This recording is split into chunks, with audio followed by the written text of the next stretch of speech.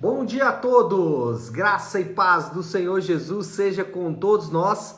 Uma ótima segunda-feira para todos. Hoje é dia 23 de janeiro de 2023. Seja muito bem-vindo ao nosso devocional de hoje. E nesta segunda-feira nós vamos iniciar aí uma nova caminhada. Vamos falar do livro de Isaías. Então nas próximas semanas vamos tratar aí da profecia de Isaías e nesta segunda-feira vamos falar de Isaías capítulo 1 até o capítulo 3. E o tema do devocional de hoje será o chamado de Deus. E eu quero começar já lendo o texto bíblico para a gente poder depois, com tranquilidade, refletir aí no que o texto vai dizer para a gente nessa manhã de segunda-feira. O texto está em Isaías capítulo 1, a partir do verso de número 18.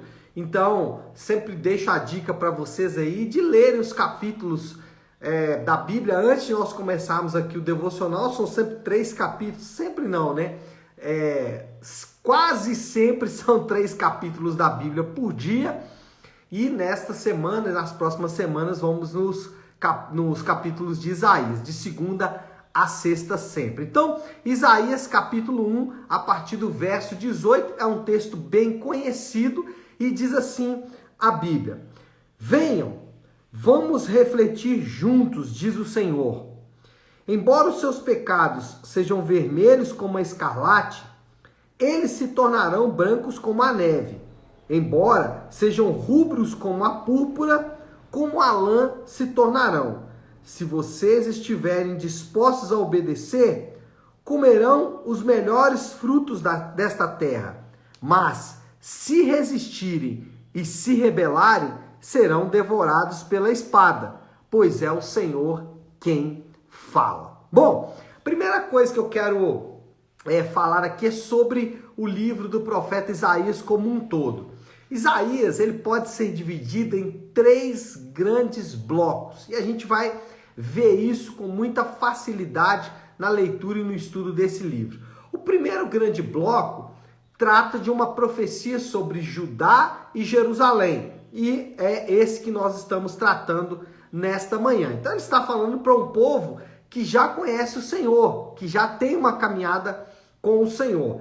O segundo grande bloco vai tratar sobre a Assíria, o primeiro grande adversário do povo de Deus, a Assíria, o Império Assírio. E por último, ele vai tratar de uma profecia sobre a Babilônia, que é o terceiro grande, que é o segundo grande inimigo de Deus, é o terceiro grande bloco aí de Isaías. Nesse primeiro momento, Isaías então o profeta vai tratar de Judá e da sua rebeldia quanto à lei de Deus. Então, o que Isaías vai fazer é escrever para o povo de Deus, para um povo que já conhece o Senhor, e vai advertir este povo com relação à sua rebeldia, a rebeldia desse povo contra Deus e contra a sua lei. E o que nós temos aqui nesse texto como temos o chamado de Deus, é o chamado de Deus para reflexão em primeiro lugar. Por isso, o texto começa: venham, vamos refletir juntos, diz o Senhor. Então, o que o Senhor faz, em primeiro lugar aqui, é chamar esse povo para refletir sobre suas atitudes. O profeta, usado por Deus, obviamente, convoca a nação para uma reflexão sobre como eles estavam tratando a lei de Deus e como eles estavam tratando, qual era a sua atitude em relação à lei de Deus. É interessante que Jesus, ele sempre convocava o povo à reflexão.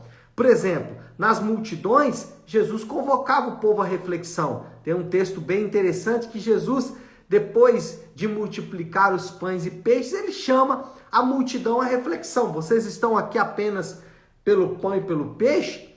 Vários foram os momentos em que Jesus chamou os religiosos à reflexão. Os fariseus, os escribas, aqueles que eram letrados, aqueles que tinham muito conhecimento da lei de Deus, Jesus nos chama diversas vezes à reflexão. E para não excluir ninguém, até os seus próprios discípulos também foram chamados a refletir, foram chamados também a pensar um pouco sobre as suas atitudes. E tem um texto bem conhecido que Jesus diz para eles, né? Vocês também não vão embora? E aí eles dizem, né?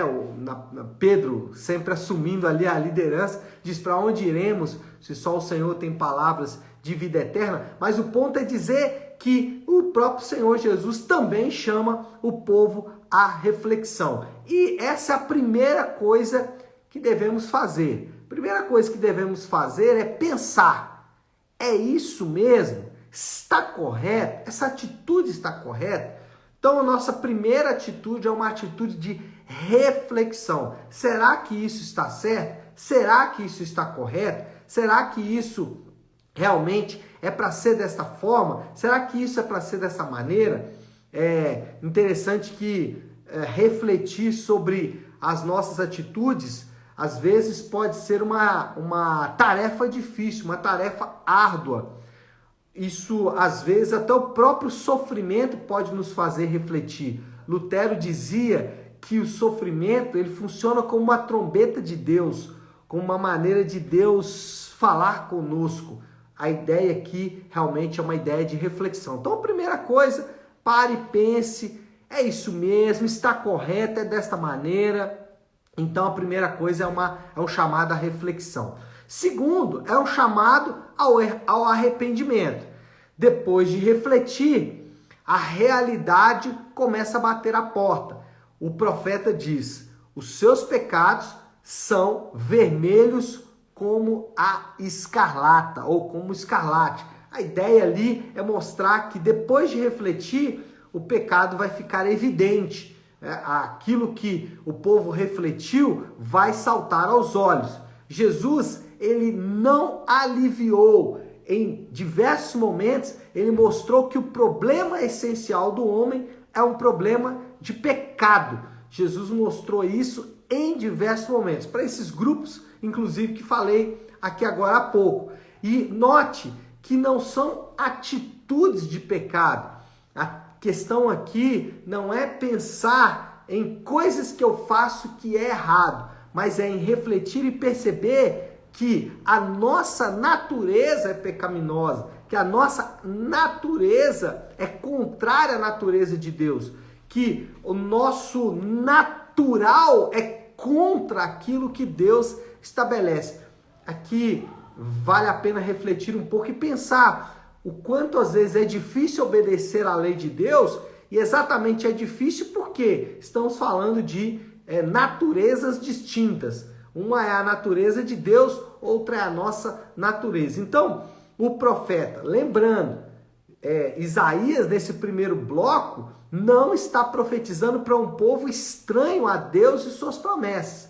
Ele está falando para um povo que conhece a palavra de Deus. Teoricamente, ele está falando para aqueles que se dizem povo de Deus nos dias de hoje. E esse povo também precisa reconhecer que eles são naturalmente contrários à vontade de Deus. Então, a ideia é: reflita e reconheça os seus pecados. O chamado aí ao arrependimento. Quando a gente fala dessa natureza de pecado, eu gosto sempre de usar uma analogia, que é as frutas, as folhas e o fruto de uma árvore são meramente os resultados de quem ela é. O que a árvore realmente é em sua essência. As folhas e os frutos que ela gera é o resultado de quem ela é. E isso também acontece comigo e com você. As nossas atitudes, sejam elas atitudes de pecado, elas são meramente resultado da nossa natureza. Então, o problema essencial do homem é um problema de pecado. E aqui, nesse texto, isso fica também evidente. Então, em primeiro lugar, um chamado à reflexão. Segundo lugar, um chamado ao arrependimento. E terceiro lugar, o chamado à conversão. Depois de refletir, depois de arrepender, o profeta indica o caminho a seguir. Ele finaliza dizendo, olha, refletiu, arrependeu, por onde vamos agora? Ele diz, olha, se vocês estiverem dispostos a obedecer. A ideia aqui é o seguinte, uma vez que você refletiu, uma vez que você arrependeu, você precisa se converter, você precisa mudar completamente o modo como você está vivendo. Por isso que o profeta usa essa expressão, se você estiver disposto a obedecer.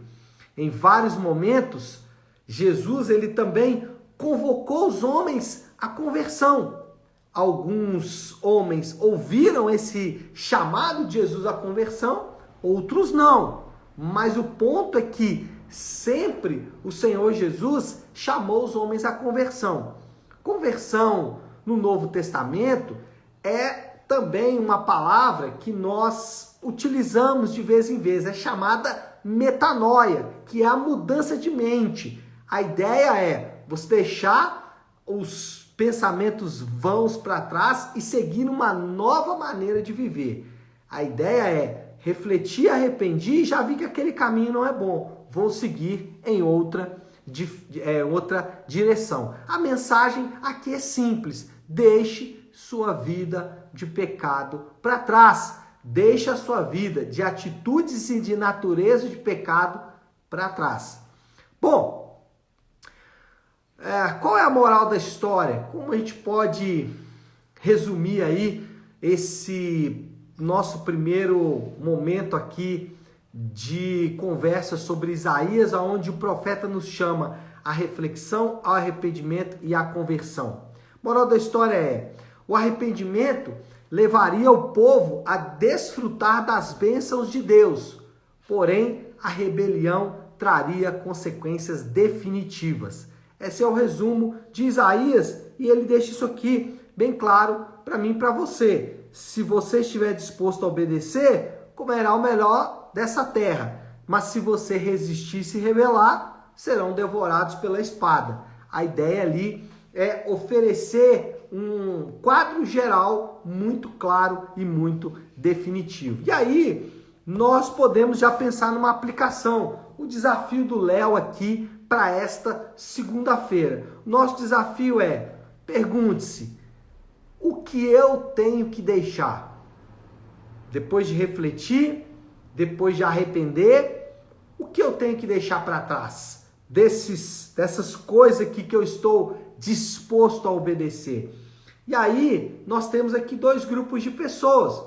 Talvez você está afastado do Senhor ou ainda não tem uma aliança com o Senhor, e a ideia aqui é você deixar a vida fútil, deixar a vida de pecado e de rebelião contra o Senhor para trás. Mas talvez você é como esse povo aqui, porque lembre que Isaías está escrevendo para um povo que conhece o Senhor e conhece a lei de Deus. Talvez você já conhece o Senhor.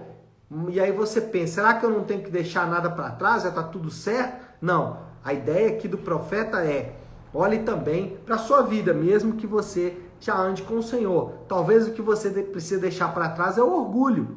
Talvez é a lascívia. Talvez é o egoísmo. Talvez é a mentira. Então, deixe para trás. Lembre-se do jovem rico, quando foi convocado a Jesus para deixar para trás as suas riquezas.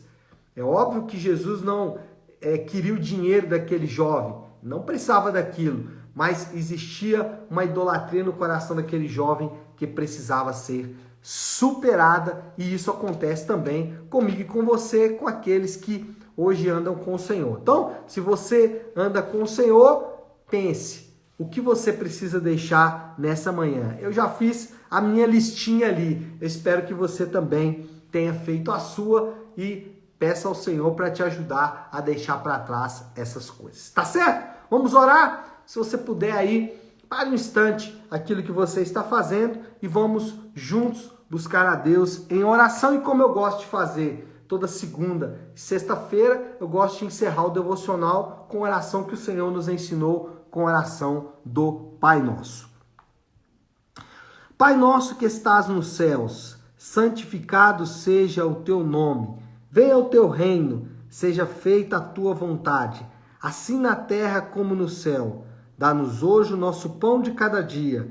Perdoa as nossas dívidas, assim como perdoamos aos nossos devedores. E não nos deixes cair em tentação, mas livra-nos do mal, porque teu é o reino, o poder e a glória para sempre. Amém, amém e amém. Amém, meu povo? Bom, então é isso. Nós vamos ficando por aqui.